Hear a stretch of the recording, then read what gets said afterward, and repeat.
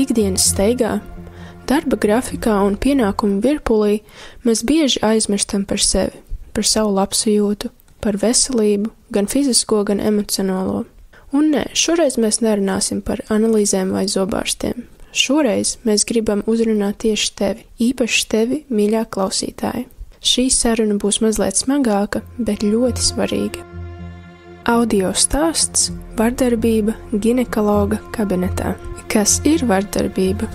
Droši vien, ka definīcijas ir daudz un dažādās vietās, bet es to definētu kā jebkuru fizisku vai emocionālu aizskārumu, kurš tiek tīši vai netīši nodarīts kādam cilvēkam, bet šis cilvēks, kurš ir tajā iesaistīts, jūtas kaut kādā veidā neveikli, nepatīkami, sāpināts, neērti, jo, ja runā tieši par ginekoloģiju vai ārstniecību, tad tā ir tāda īpaša nozara, kur medicīnā tiek pārkāptas mūsu ķermeņa fiziskās robežas, un tas ir īpaši tāds sensitīvs jautājums. Šajā podkāstā tika pieaicināta arī eksperte Ailita Vagale, kura ikdienā strādā kā klīniskais un veselības psihologs, kā arī ir docētāja Rīgas Stradiņu universitātē. Par vardarbības definīciju psiholoģi komentē šādi. Piemēram, zobārsts vai ginekologs vai ķirurgs, viņš pārkāp mūsu ķermeņa robežas, un tāpēc ir īpaši svarīgi, ka tās attiecības veselības aprūpē ir tik daudz un tik labi sakārtotas, lai gan tas veselības aprūpes speciālists ir apmācīts, kā komunicēt tādās sensitīvās situācijās, gan arī pacients zina savas tiesības, un jebkurā brīdī, kad viņam ir kaut kas neskaidrs vai nepatīkami, viņš pilnīgi brīvi var komunicēt par to ar to speciālistu, pārtraukt, ja tas ir iespējams, kādu manipulāciju vai pajautāt kaut ko, tā tam būtu jābūt. Pirmais stāsts ir par Annu. Pēc sievietes lūguma vārds ir mainīts. Lai gan viņa ar ginekologu vizītēm ir saskārusies jau pusauģu vecumā, nevarētu teikt, ka tagad līdz 30 gadiem ir piedzīvojusi kādu patīkamu apmeklējumu pieredzi. Ja runāt par manu pašu traumatiskāko pieredzi, tad tas bija pēc kādiem gadiem 4-5. Man pēkšņi ārpus cikla sākās kaut kāda dīvaina asiņošana, neparasta, ne tāda kā parasti. Tad, kad es braucu pie šīs dakteres, man jau sākotnēji likās ļoti dīvains manas mammas komentāri, ka man ir jāsaģērbjās ļoti pieticīgi, jo šī ārste mēdzot piekasīties pie tā, kā tu izskaties, un tā, lai būtu saprotamāk, tā bija vasara, un man ir tetovējumi. Un tad mamma ieteica man uzvilkt kaut kādas drēbes, lai šos tetovējumus nevarētu redzēt, un tur uzvilkt garākus svārkus un kaut ko tam līdzīgu. Man tas likās dīvaini, bet es tam tā līdz galam nepievērsu uzmanību. Vizīte jau no paša sākuma bija ļoti dīvaina.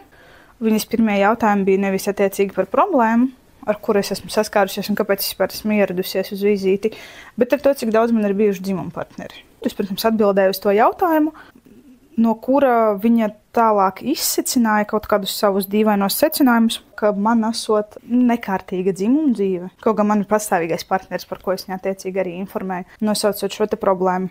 Tālāk sekoja apskate uz krēsla ar kaut kādiem dīvainiem komentāriem attiecīgi par manu ārējo izskatu un par dzimumu partneru daudzumu tā tālāk. Un pēc tam vajadzēja veikt tādu procedūru attiecīgi, kuru veic ar to aparātu, kuru ievieto iekšā makstī. Parasti uz viņa tiek uzlikts prezervatīvs un lubrikants. Un tad tiek veikta šī tā apskate.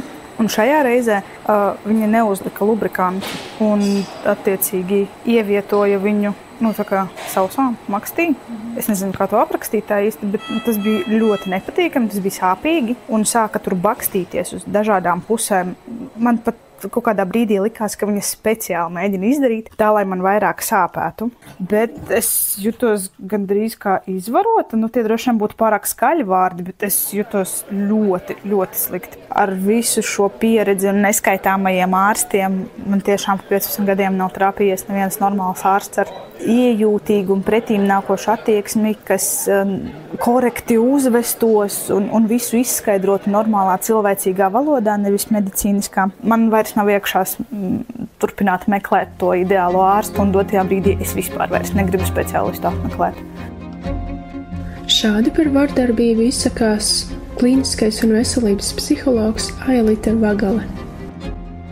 Ļoti bieži, īpaši, ja tā ir tāda ilgstoša, nopietna, tāda nesadarbīga komunikācija ar speciālistu, kur ir vardarbības pazīmes, es domāju, ka tur bieži var būt posttraumatiskā stresa simptomi, kas ir atcerēšanās kaut kādās pilnīgi citās dzīves situācijās, bet tā kā uzplaiksnījumi par to notikušo, nevēlēšanās iet pie ārstiem vispār, ņemot vērā šo negatīvo pieredzi, tad parasti ir vajadzīga vēl kāda pozitīva pieredze pēc tam, lai cilvēks atgūtu šo uzticēšanos. Bet, protams, ka dzīves kvalitāte arī var ciest, un īpaši, ja runa par ginekologiem, tad, protams, tas ietekmē seksuālo veselību, arī reproduktīvo veselību. Nākamais ir Marinas stāsts par dzēlīgiem komentāriem, bezgaumīgiem jokiem, neciešamām sāpēm un mistiskām analīzēm. Arī Marinas vārds pēc sievietes lūguma ir mainīts.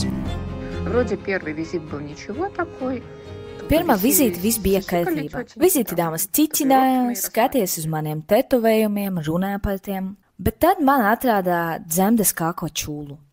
Tas nav nemaz tik slikti, bet ir jāveic biopsiju. Veic to biopsiju un teica, ka nākamajā reize, kad es atnākšu, viņas apskatīs manus rezultātus. Un tad mēs izlemsim, kas tālāk.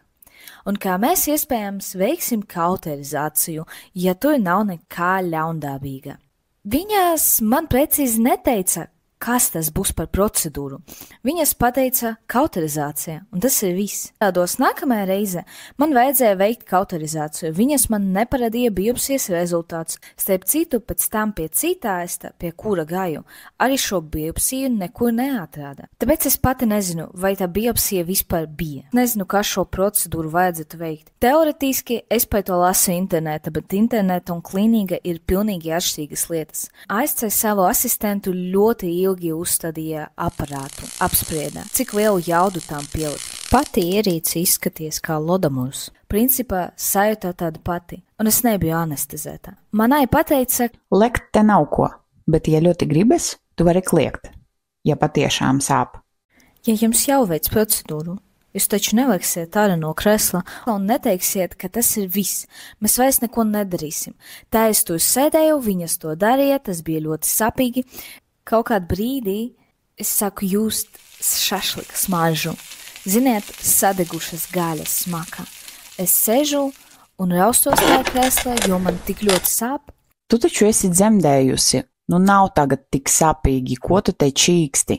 Viņas jau visu pabeidza un teica, ka tur viss ir labi. Un tad tas, kas man visvairāk nepatika, viņi man teica, lai es ieliku svecītes, un tad redzēsimies jau septembrī rudenī, bet jūnija sākumā bija veikta kauterizācija. Godīgi sakot, tā tik ļoti sāpēja, ka es nevarēju pastaigāt pēc procedūras.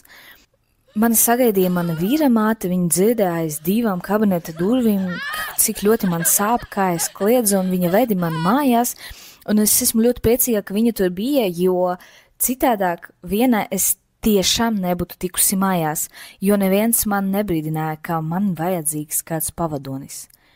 Es aizgāju pie citā ārstā, un jums vajadzētu redzēt viņas acīs, jo pēdējo reizi viņa šādas procedūras bija redzējusi, kad vēl studijā. Un viņa teica, ka mūsdienas šādas procedūras vispār netiek veiktas, jo tam nav jēgas. Čūlas virsējais slanis atmests un čūla paliek savā vietā. Tā nekur neaiziet, jo atrodas dzemdes kāko dziļākos slaņos. Un viņa bija ļoti pārsteigta, ka man netika teikts, lai atnāku pēc nedēļas uz pārbaudi, jo patiesība mani vajadzētu pārbaudīt pēc nedēļas, jo var būt asiņošana. Patiesība, kad es pēdējo reizi biju pie ārsta, čūla nekur nav pazudusi. Man ir veikta normāla biopsija, un es redzu rezultātus, un es zinu, kas tur ir. Varbūt tagad manu dzīves līmeni šitāds notikums vairs nekā neietekmē, bet godīgi sakot, morāli tas tomēr bija ļoti nepatīkami. Kā sieviete varētu tikt galā ar traumu pēc nepatīkamas pieredzes pie ginekologa? Piebilst pieaicinātā psiholoģe Aelita Vagale. Ja viņām ir manis pieminētie posttraumatiskā stresa simptomi, es domāju, ka ir ļoti svarīgi meklēt palīdzību, un šobrīd Latvijā ar stresa, panikas, depresijas, posttraumatiskā stresa simptomiem, jebkuram cilvēkam saņemot ģimenes ārsta norīkojumu, ir iespējas saņemt 10 bezmaksas sesijas pie psihologa vai psihoterapijas speciālista vai psihoterapeita, un nav jākautrējās meklēt palīdzību. jo tas, protams, ietekmē dzīves kvalitāti, attiecību kvalitāti, un jo ātrāk šī trauma tiks izstrādāta un sadziedāta, jo cilvēka dzīve būs kvalitatīvāka. Es nedomāju, ka uzreiz ir jāraksta sūdzība, bet varbūt ar psihologu kopā tad ir jāsaprot, ja tie ir draudi arī citiem pacientiem, īpaši, kur ir tādas ļoti nopietnas situācijas, kur tiek robežas pārkāptas. Es domāju, ka tas ir katra cilvēka arī tāda atbildība ziņot par to, lai tas nenotiktu ar citiem. Ja tev šis stāsts šķita pazīstams vai raisīja sāpīgas atmiņas, zini, tu neesi viena un tev nav jāsamierinās ar pārdarījumu. Ikvienam ir tiesības justies droši un cienīti ārsta kabinetā. Meklēt palīdzību ir ļoti drosmīgs solis, un tas var būt tikai sākums dziedināšanai. Sākt var tepat ar līdzcilvēkiem un tālāk jau meklēt profesionālu palīdzību.